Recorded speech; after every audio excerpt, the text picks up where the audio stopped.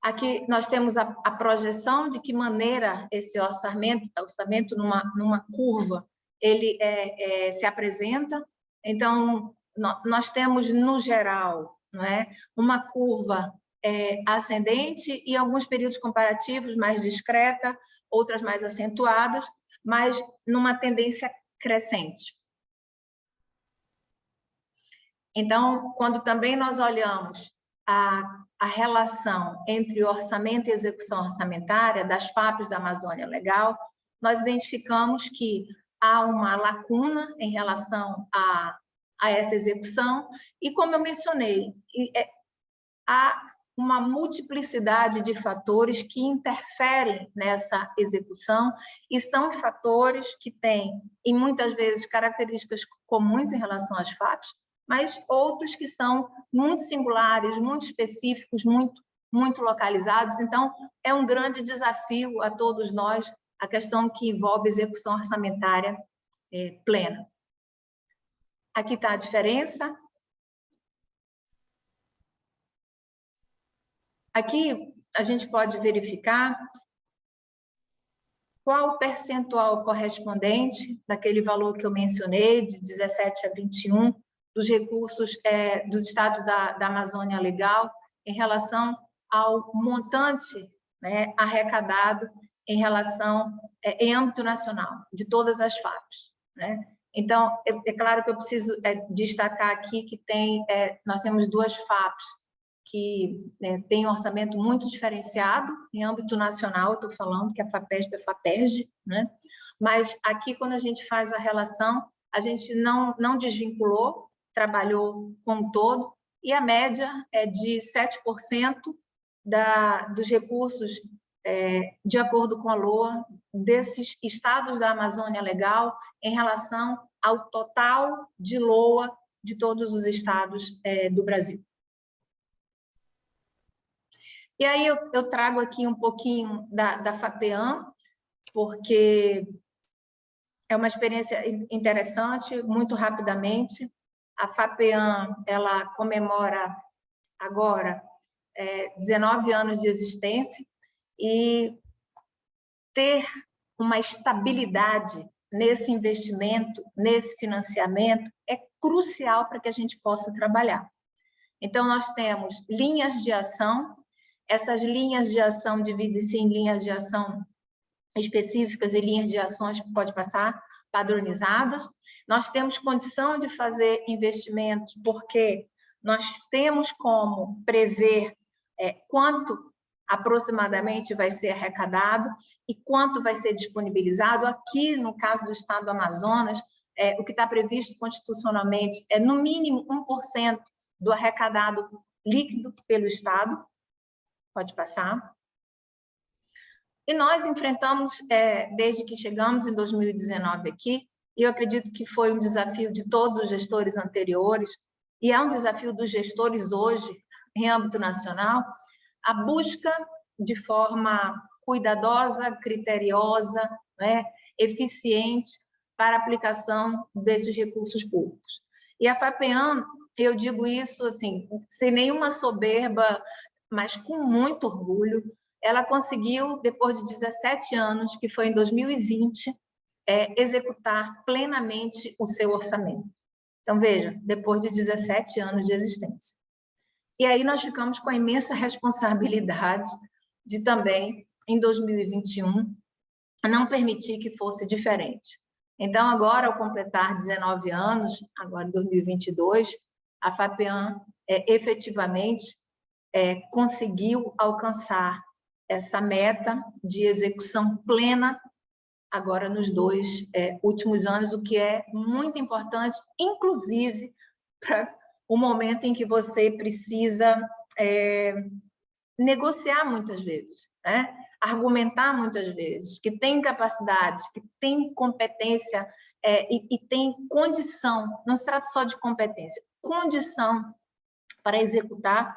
Isso te possibilita, em algumas situações, você conseguir captar um pouco mais de recurso. Eu destaco aqui que desse recurso todo, e que a gente tem tido essa estabilidade de investimento, Nós temos um investimento fortíssimo em formação de recursos humanos, né? Só o ano passado nós investimos quase 30 milhões, e esse ano passamos para 36 milhões, investimos em bolsas, investimos em auxílio. Dos 75 programas de pós-graduação existentes, cursos de pós-graduação existentes no Amazonas, o governo do estado, por meio da FAPEAM, apoia dos 75, apoia 100%. Pode passar. E esse esforço todo fez com que também fosse publicado na pesquisa do professor Delagostin uma espécie de ranqueamento nacional, mostrando qual é o percentual de bolsas concedidas em nível de mestrado e doutorado por estado e agências de fomento, e a FAPEAM ela galgou para o primeiro lugar nesse ranking, justamente porque tem esse financiamento assegurado, porque consegue se planejar e consegue estabelecer as prioridades. Então, isso também é motivo para nós, todos nós aqui, de muito orgulho. Pode passar. E também é exatamente isso que permite que a gente tenha os números que aparecem aqui, que nós possamos dar esse apoio, que nós possamos trabalhar com o que é prioridade no nosso Plano Plurianual 2023. A gente faz o alinhamento com os Objetivos de Desenvolvimento Sustentável e a gente faz uma escuta das demandas que são direcionadas e a gente pode se organizar, né? Esses 16 programas lançados agora, em 2021, eles, na próxima semana, terão uma ampliação, nós chegaremos a 24 programas lançados e atingiremos um valor de mais de 100 milhões de reais pela primeira vez também na FAPEAM, todos esses valores com recursos do Tesouro Estadual. Eu finalizaria dizendo que o financiamento na área de CTI, ele precisa ser um financiamento que dê garantia, que traga estabilidade numa tendência crescente.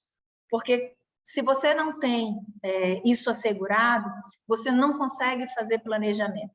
Na verdade, você vai respondendo às demandas, mas esse planejamento, pelo menos a médio prazo, para que ele aconteça, você precisa ter essa garantia orçamentária e do ponto de vista financeiro também. Ela permite também que você atualize valor e número de bolsas, né? Nós fizemos isso recentemente, aumentamos um valor que foi de 35% até 50% nas nossas bolsas. A gente consegue assegurar aos nossos bolsistas que eles receberão em tempo hábil, conforme o calendário divulgado, essas bolsas. Isso parece uma coisa muito simples, né? Muito pequena. Não é porque ocorriam atrasos de 15 dias, 30, 60, 90 dias, né? Isso gera uma instabilidade, gera uma insegurança, e isso, quando você tem esse orçamento assegurado, o orçamento e o financeiro, você pode cumprir com aquilo que você se comprometeu. A gente consegue direcionar investimentos para as áreas específicas, lançar editais inéditos na próxima semana, essa semana de aniversário de celebração da FAPEAM.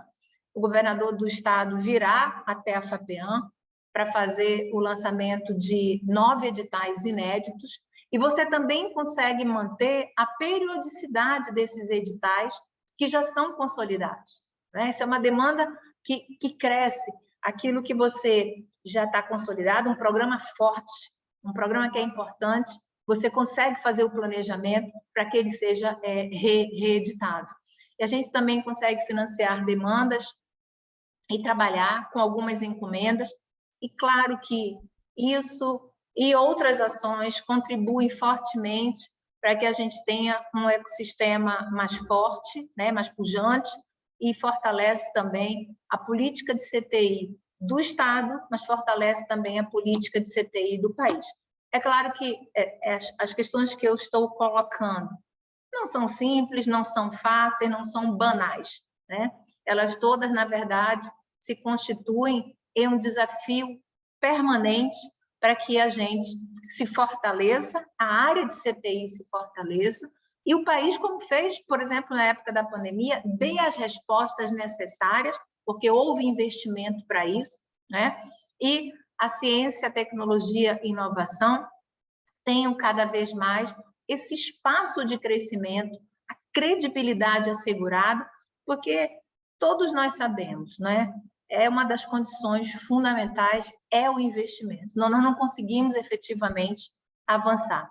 E aqui no estado do Amazonas, e eu quero encerrar dizendo isso, nós temos tido essa oportunidade de vivenciar um período em que a ciência, tecnologia e inovação, eu estou falando de 2019 para cá, ela foi reposicionada e foi concebida como prioritária, estratégica, estruturante, e assim o trabalho vem sendo desenvolvido. Eu encerro por aqui, agradeço, vou reiterar, né? Já havia agradecido, reiterar meus agradecimentos, professor Gerson, muito obrigada pela oportunidade e de estar aqui nesse grupo tão seleto da Academia Brasileira, Nacional de Medicina. Muito obrigada. Obrigado, doutora Márcia Peralves, por esse belo overview do papel da CONFAP e das fundações regionais. Quero registrar aqui a presença do meu querido amigo, presidente da Embrapi, professor Jorge Guimarães, aproveito para saudá-lo, e aproveito também, em nome dos pesquisadores do Rio de Janeiro, para saudar a assessora da presidência da FAPERJ, Consuelo Câmara, que tanto nos ajuda nos últimos 20 ou 30 anos, incansavelmente. Consuelo, é um prazer ter você aqui na Academia de Medicina e quero registrar esse agradecimento dos grupos de pesquisa do Rio pelo seu empenho em sempre nos ajudar, nos tirar dúvidas, etc. Agora eu convido o organizador do simpósio, acadêmico Gerson Lima da Silva, acadêmico da Academia Nacional de Medicina e presidente da FAPERJ, que vai nos falar sobre o financiamento da pesquisa na pós-pandemia. Obrigado, presidente. Cumprimento mais uma vez a todos aqui presentes, cumprimento o presidente do CNPq, parabenizar a professora Márcia Peralves, que fez uma excelente apresentação, mostrando a importância das FAPs regionais. Eu vou comentar um pouco ao longo aqui da minha apresentação. Acho que, na verdade, não precisaria nem complementar muito, que a apresentação da professora Márcia foi excelente. Deixa eu ver aqui onde passa. Bem, o título da minha apresentação olhando um pouco para frente, a pandemia de Covid, ela nos trouxe muitas tristezas, mas ela também nos ensinou muitas coisas. Então, aproveito para a gente sempre parabenizar nossas instituições, algumas centenárias, que tiveram um papel muito importante no combate da pandemia. Entre elas, para mencionar algumas, nossa centenária Universidade Federal do Rio de Janeiro, também centenárias Fiocruz, Instituto Butantan e tantas outras universidades.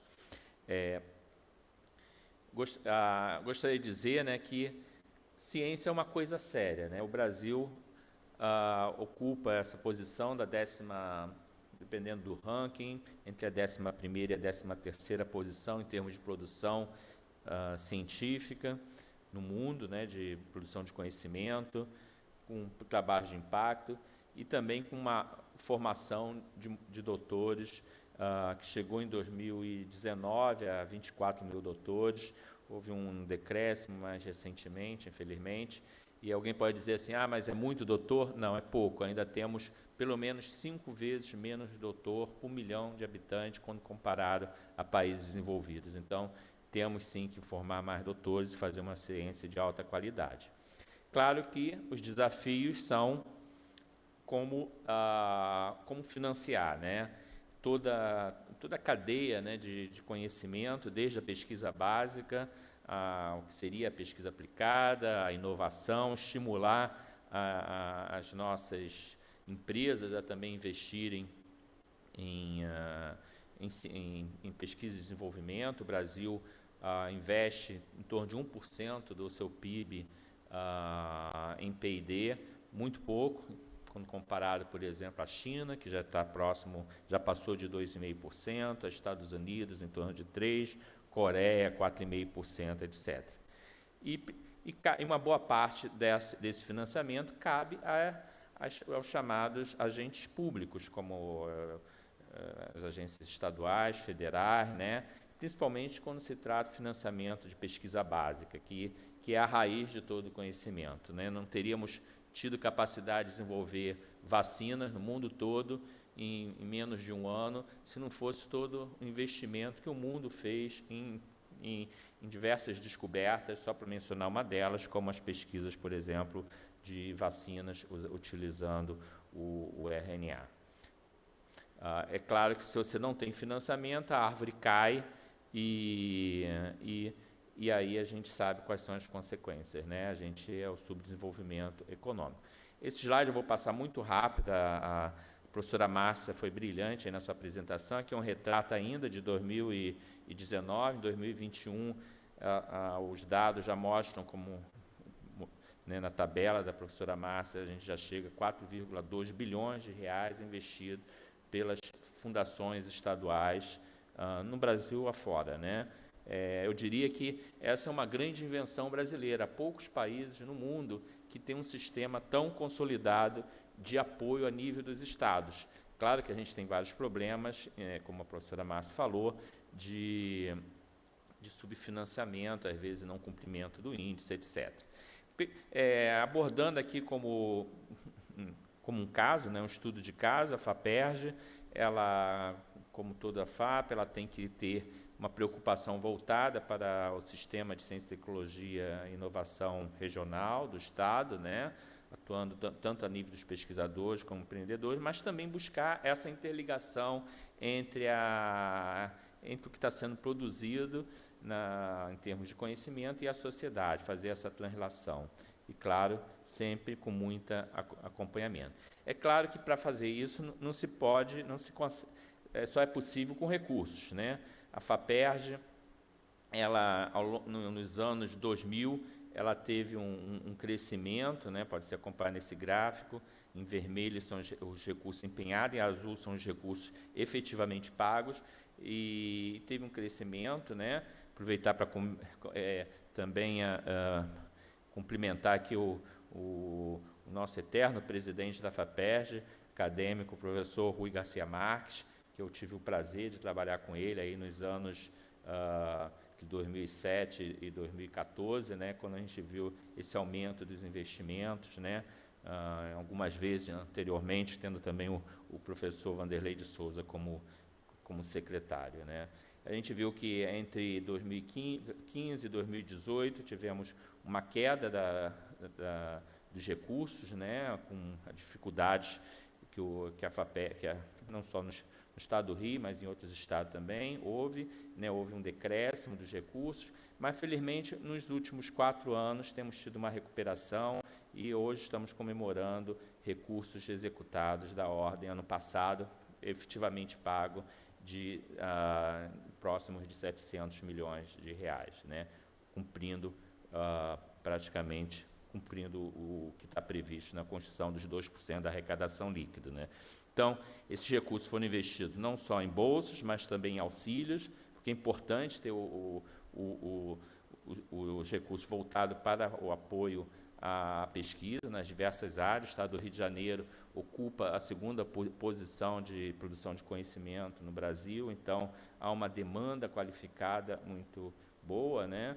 E a gente pôde comemorar no ano passado, aproveitar e cumprimentar aqui a professora Eliette Busquelar, que é a diretora científica da FAPERJ, e que nós tivemos muito trabalho, né, mas um trabalho que foi recompensado, né, de pagar esses 477 milhões no ano passado, né. Foi muita correria, por diversos motivos, né.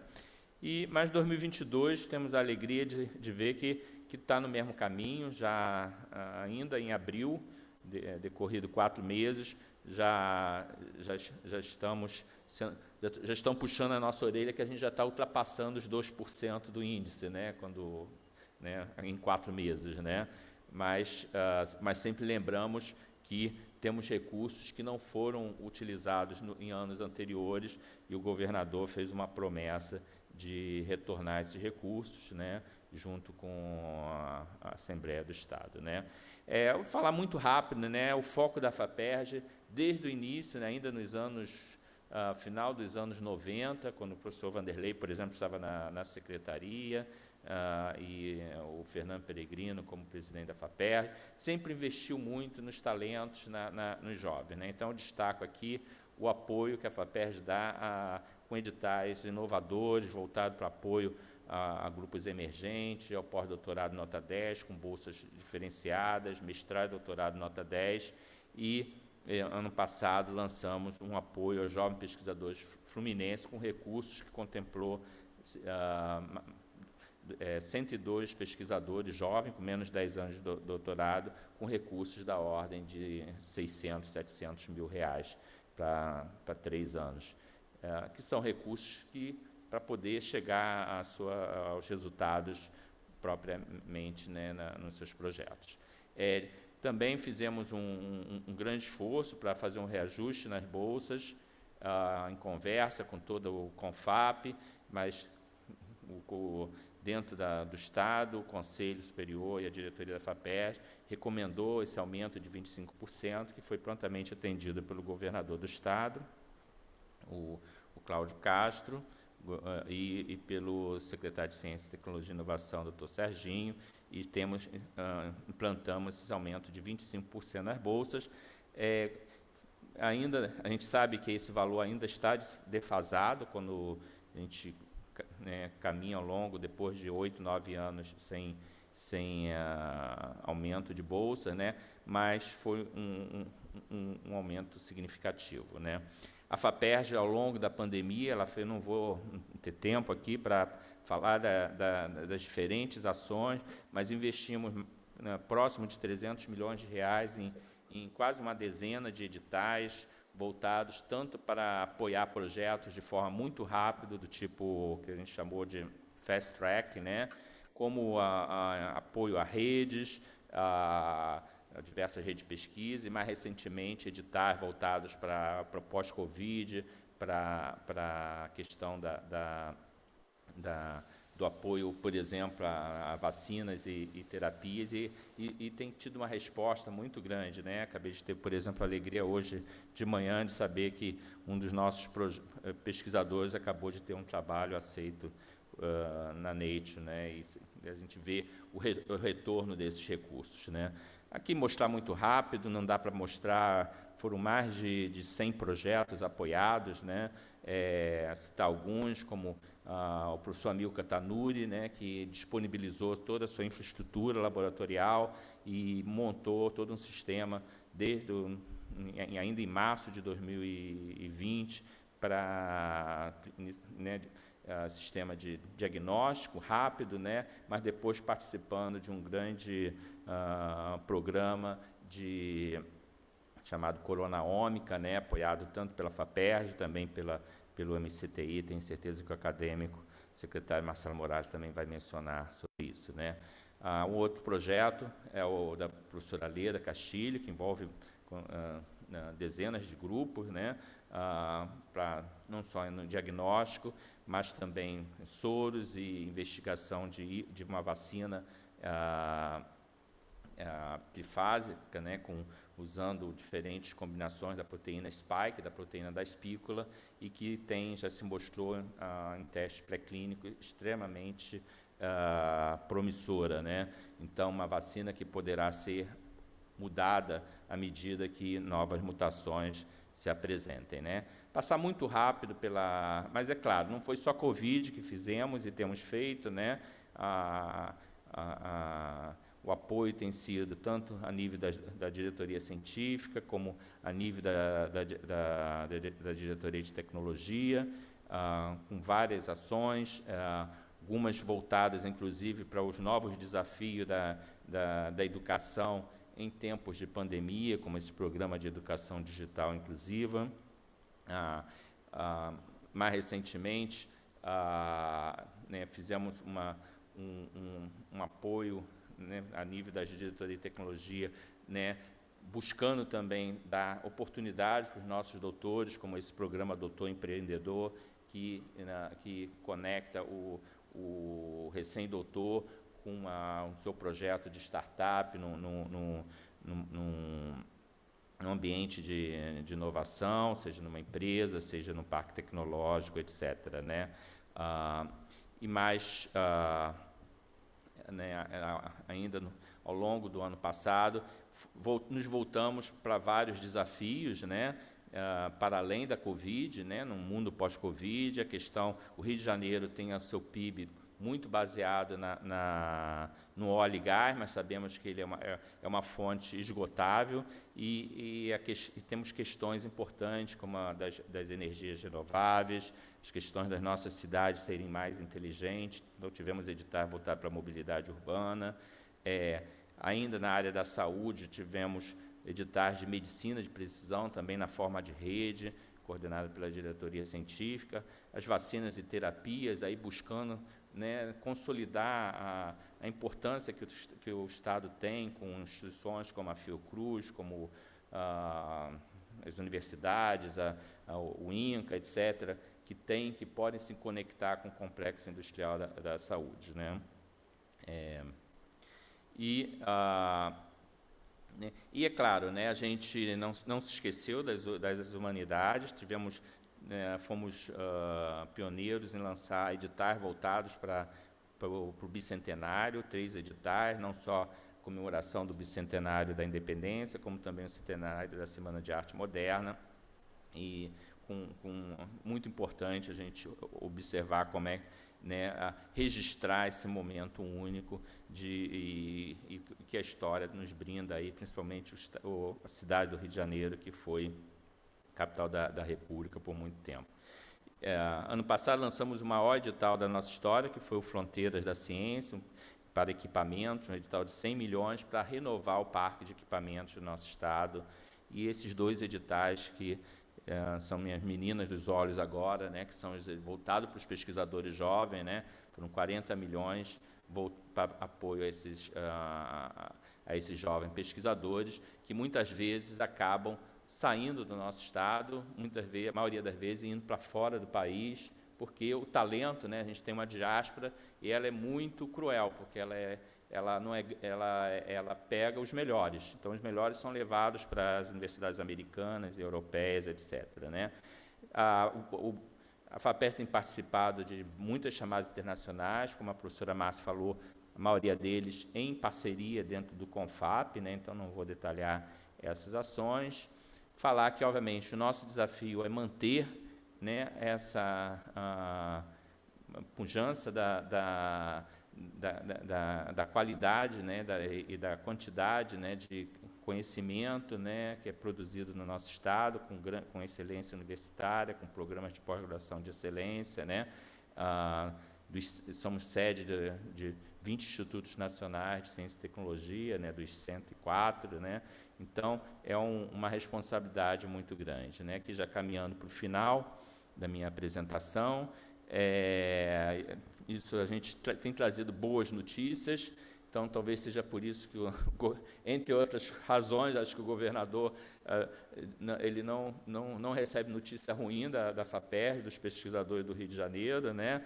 Então a gente sabe que os desafios ainda são muitos, como buscar essa translação entre o que está sendo produzido nos nossos institutos e universidades e com o chamado setor produtivo, o mercado, o setor público, né?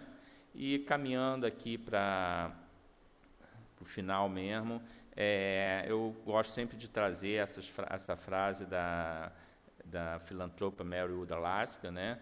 Que ela cunhou essa frase quando o presidente Nixon queria reduzir em 30% o recurso do NIH, e ela o assustou bastante. Ele tinha acabado de ter problemas de saúde na família e ele levou a sério, em vez de diminuir, aumentou enormemente, depois os recursos da NIH subiram, né?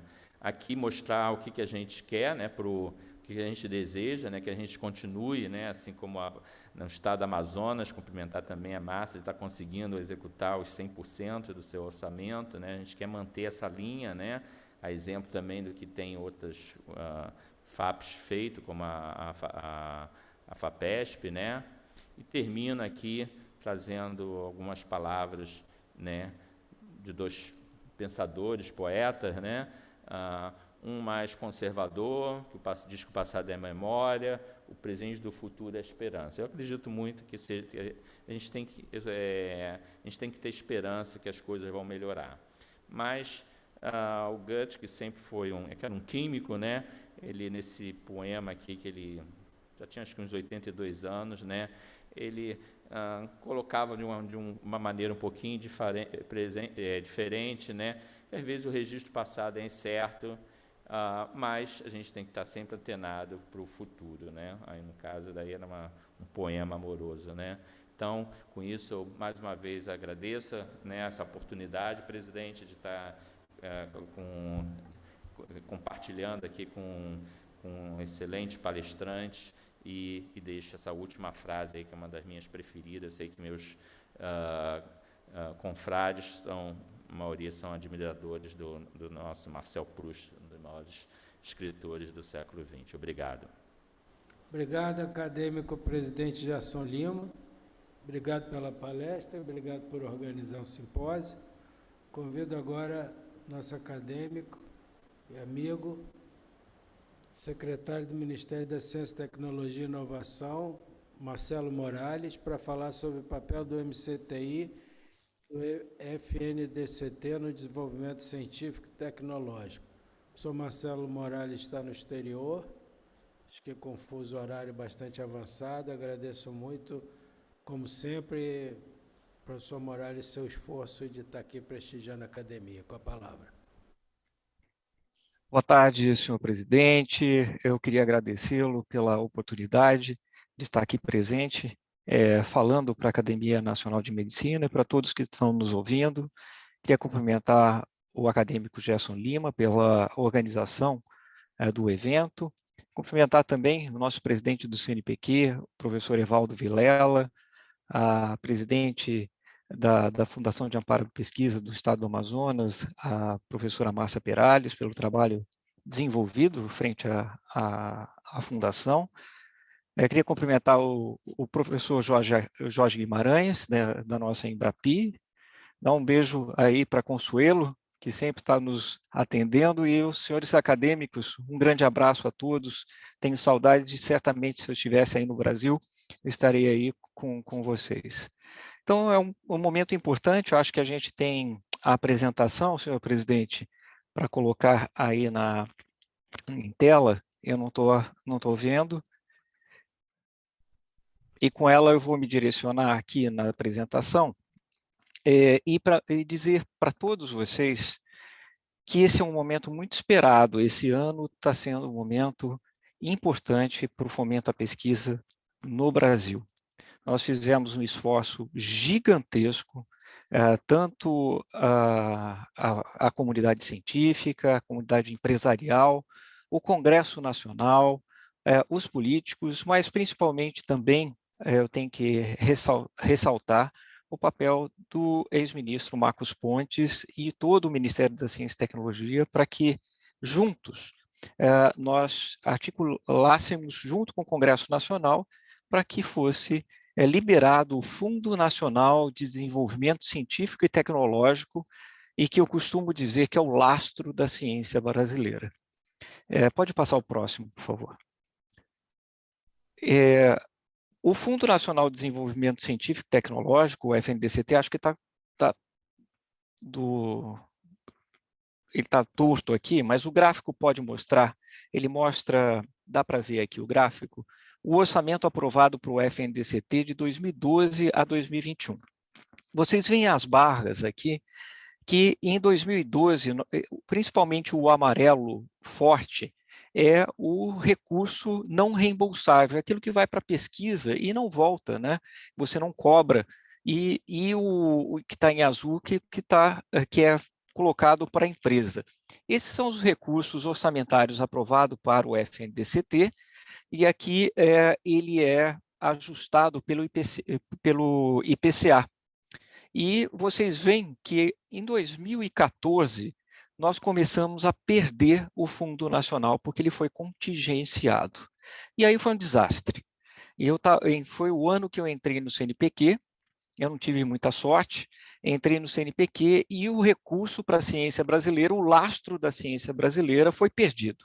E com isso, nós tivemos uma bola de neve de falta de recursos para a ciência nos anos de 2014, 15, 16 e assim por diante, foi piorando cada vez mais, até que o fundo foi liberado. E agora, como vocês veem aqui nesse gráfico, o orçamento aprovado, principalmente no ano de 2022, ele é bastante relevante e volta aos patamares de fomento, com 9 bilhões de reais a mais para a ciência brasileira. E esse amarelo forte são os 4,5 bilhões que vão direto para a ciência, por exemplo, para o CNPq e para a FINEP, para os recursos não reembolsáveis. O próximo, por favor. E como eu disse, eu vou concentrar nesses recursos de 4,2 bilhões do lastro, assim, o recurso do FNDCT. Nós teremos agora, esse ano, 76 chamadas públicas que foram aprovadas para 2022. Um total de aproximadamente 3,2 bilhões disponíveis para chamadas públicas a serem lançadas em 2022, com recursos aí que vão para esses projetos de pesquisa. E 1,4 bilhões disponíveis somente para 2022 nessas chamadas. Próximo, por favor. Pode passar o próximo. E eu vou falar um pouco dessas iniciativas apoiadas pela Secretaria, principalmente, Secretaria de Pesquisa e Formação Científica do Ministério da Ciência e Tecnologia. Pode passar o próximo. Em várias áreas do conhecimento, olhem só, para a pesquisa na agropecuária, nós temos 52,1 milhões de reais e são projetos de magnitude. Por exemplo, a Rede FET Brasil traz soluções para o aumento da eficiência agronômica dos fertilizantes, e é um problema que a gente discutiu dentro do CT agropecuário, do FNDCT, antes de toda essa discussão sobre a falta de fertilizante. Nos adiantamos e temos 11 milhões de reais aprovados aí para os fertilizantes, a pesquisa com fertilizantes, oferta de diversificação dessa matéria-prima de nutrientes. O Pronassolos é outro projeto gigantesco e nós vamos mapear todo o solo de todo o território nacional, mapeando como que é composto esse solo com 12 milhões de reais, um projeto gigantesco para a agricultura brasileira. E o Pesquisa e Desenvolvimento para a Produção de Fermento Terroir, aí para o nosso semiárido, novas tecnologias de avaliação para o melhoramento da cana-de-açúcar, com 12 milhões de reais, pesquisa, desenvolvimento e inovação em meteorologia aplicada ao agronegócio, com 10 milhões, e os biomas tropicais, com 600 mil reais. O próximo, por favor. Outra área importante, sim, em 2022, mais 128 milhões de reais para a agropecuária, e agora com chamadas públicas. Nós lançaremos agora esse ano, junto com o CNPq e também com a FINEP, aí a chamada pública do Programa de Cadeias Produtivas da Bioeconomia, um grande produto para o Brasil, para a diversificação da economia, envolvendo comunidades locais, com 40 milhões de reais, uma chamada pública para pesquisa e desenvolvimento na área de bioinsumos, nutrição de plantas e defensivos agrícolas sustentáveis. E esse é o grande desafio da pesquisa brasileira, 72 milhões de reais, para inovação, promoção e fortalecimento de ecossistemas de inovação na agropecuária, e também a chamada pública que nós chamamos aí os alimentos do futuro, e ao Food Tech.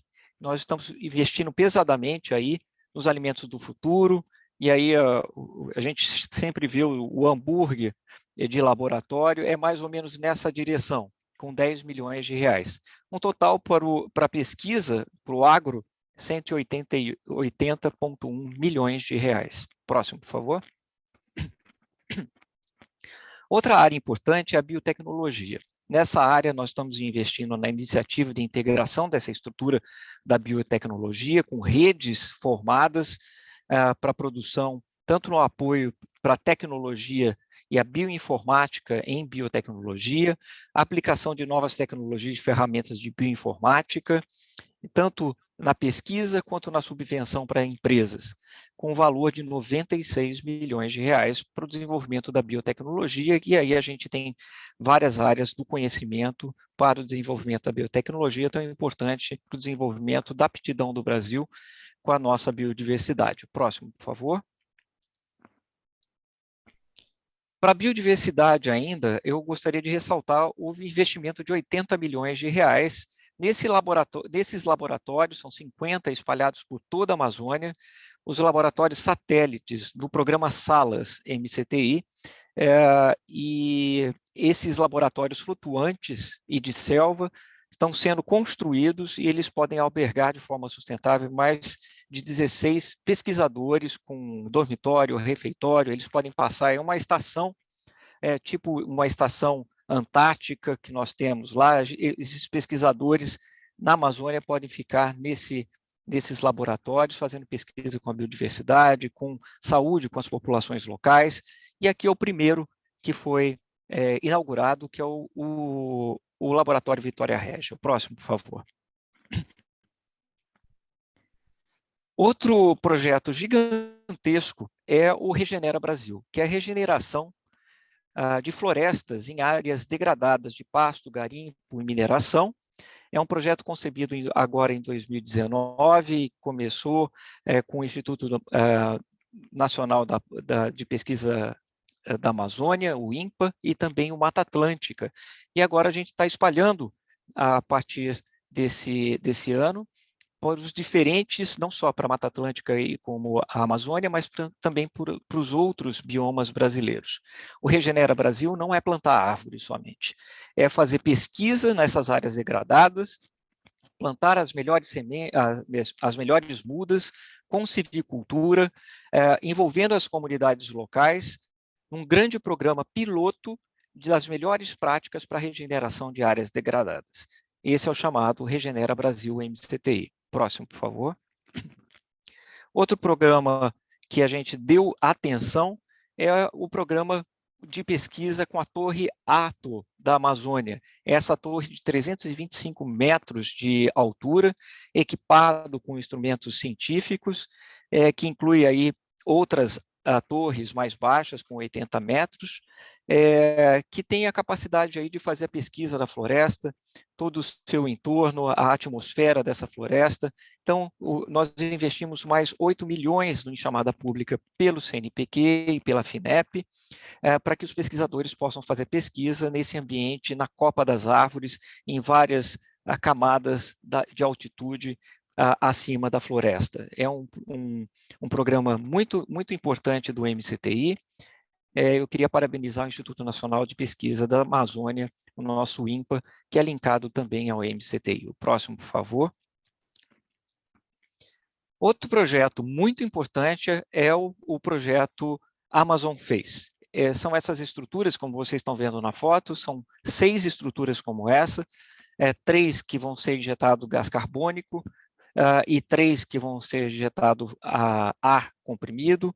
Então, a ideia é mimetizar a atmosfera com aumento de CO2 previsto para 2030, predizendo como que a floresta vai se comportar com esse aumento da atmosfera de gás carbônico injetada com um grande laboratório aberto, e nós vamos responder uma pergunta muito importante da pesquisa internacional, como a floresta amazônica vai se comportar num ambiente como esse. Ela vai savanizar ou ela vai utilizar esse CO2 como nutriente e ela vai ficar mais exuberante? Essa é uma resposta que não temos, mas teremos com investimento de 32 milhões no projeto Amazon Phase. Próximo, por favor. Clima e sustentabilidade, vocês veem chamadas públicas aí de inovação, desenvolvimento e gestão integrada, em várias chamadas públicas, no valor de 231,6 milhões para o fortalecimento das coleções biológicas brasileiras, das ações estratégicas com políticas com biodiversidade, a produção do conhecimento em mitigação e adaptação das mudanças climáticas, a relação do monitoramento do oceano relacionado ao Global Ocean Observatory System, e a gente vai ter uma chamada pública para isso, a implementação do Centro de Síntese em Mudança Climática, para trazer à tona o conhecimento, através do conhecimento já existente, e a unidade piloto de tratamento de efluentes para reuso da água, também uma chamada pública, num total de 231,6 milhões de reais em 22 com o FNDCT. Próximo, por favor. A Antártica também não ficou de fora dos investimentos robustos e históricos liberados pelo FNDCT. Nós estamos criando o Criosfera 2, nessa foto aqui vocês veem, parece esse container, que é no meio do continente da Antártica, não é só essa infraestrutura que nós temos aí da Estação Antártica, que é uma das estruturas mais modernas do mundo. Nós colocamos equipamentos nessa Estação Antártica, mas também estamos criando o Criosfera 2. Nós temos o Criosfera 1 e agora estamos criando o Criosfera 2 dentro do continente, porque a estação fica numa ilha, né? A ilha de São Jorge, e essas duas estações antárticas, Criosfera 1 e 2, estão sendo equipadas para os pesquisadores fazendo pesquisa dentro do continente gelado. E fora isso, junto com o CNPq, e eu queria parabenizar todo o esforço da FINEP e do CNPq para as chamadas públicas desse ano, que é um número bastante importante, são 76 chamadas, mais uma chamada pública para apoio à pesquisa antártica, para projetos de pesquisa, e esses projetos de pesquisa, uma vez selecionados, a Marinha leva os pesquisadores para a Estação Antártica. Total de 40,4 milhões de reais esse ano para a pesquisa antártica. Próximo, por favor. Nas ciências humanas e sociais, aí comemorando esse investimento importante para a área de ciências humanas e sociais, num valor histórico aí com chamadas pelo CNPq de 56 milhões de reais.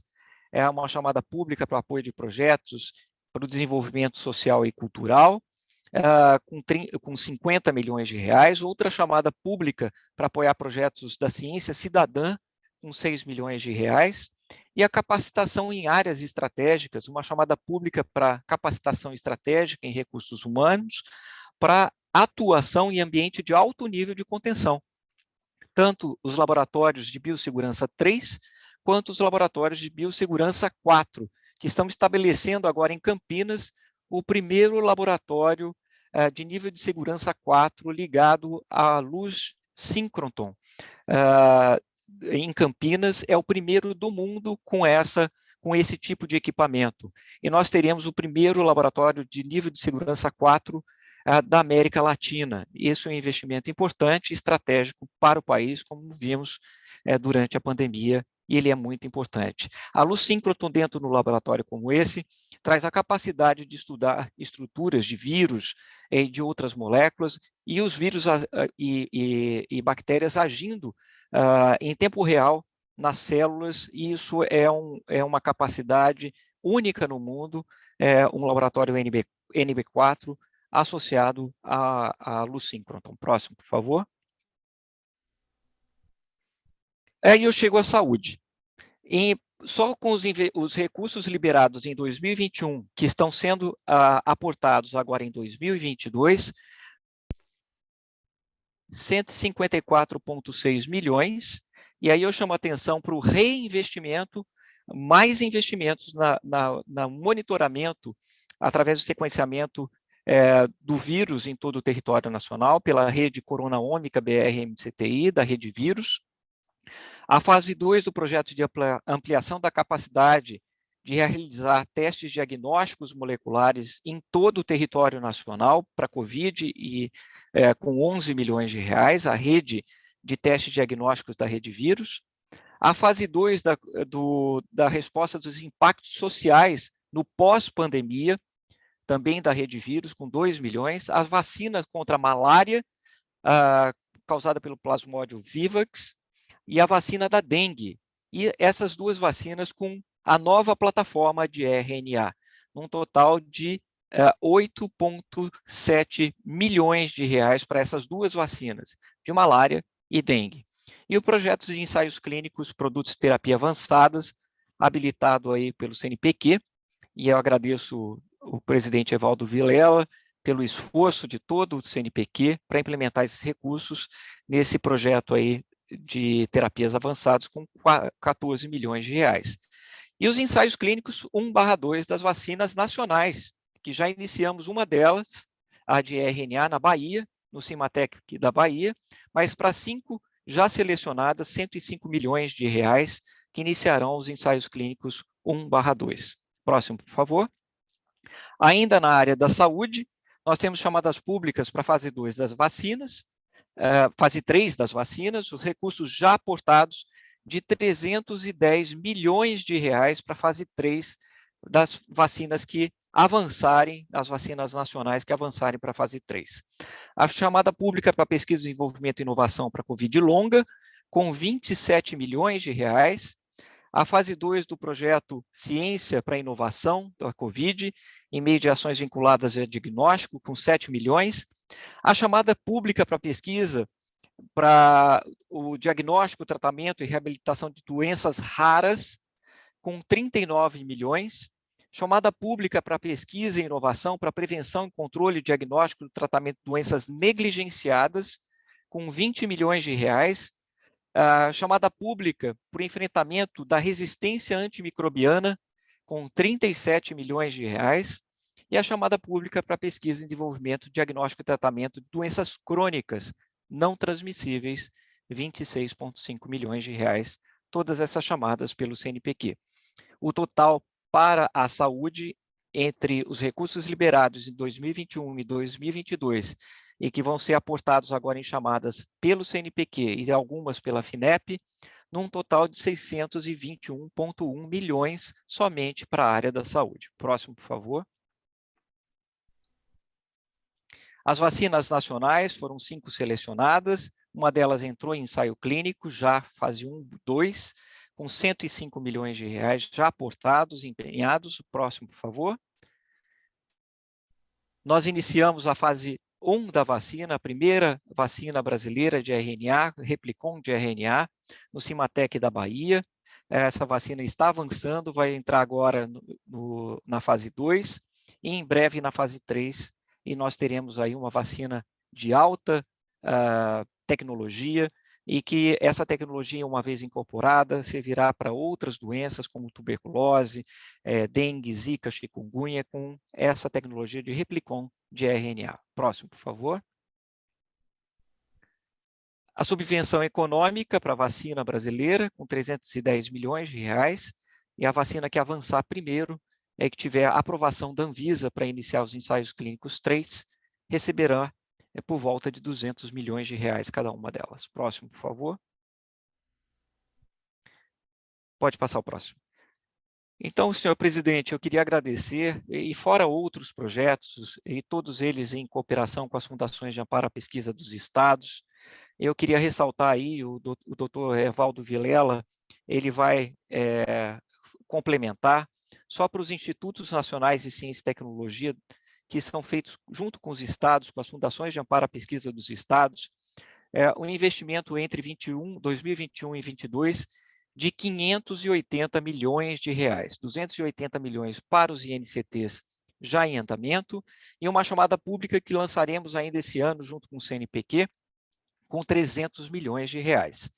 Então, no total, para os institutos nacionais de ciência e tecnologia, mais de R$500 bilhão.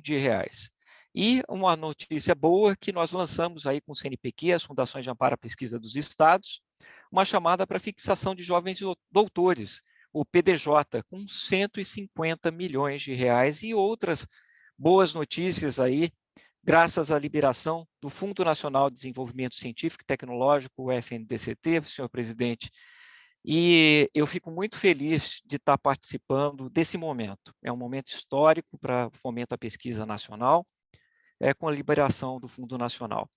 Nós sofremos muito desde 2014, e foi o momento que eu entrei na administração pública, através do CNPq, eu era diretor, que o fundo foi contingenciado e agora liberado, traz uma perspectiva excepcional e, como a doutora Márcia Perales disse, de previsibilidade, porque todos os anos nós teremos 9 bilhões de reais ou mais para o investimento em novas ações para o FNDCT. Isso é muito importante, que temos a possibilidade de fazer planejamento, como a professora Márcia disse, planejar o sistema nacional e como que a pesquisa nacional vai navegar para os próximos anos, sempre dizendo que sem pesquisa não há desenvolvimento.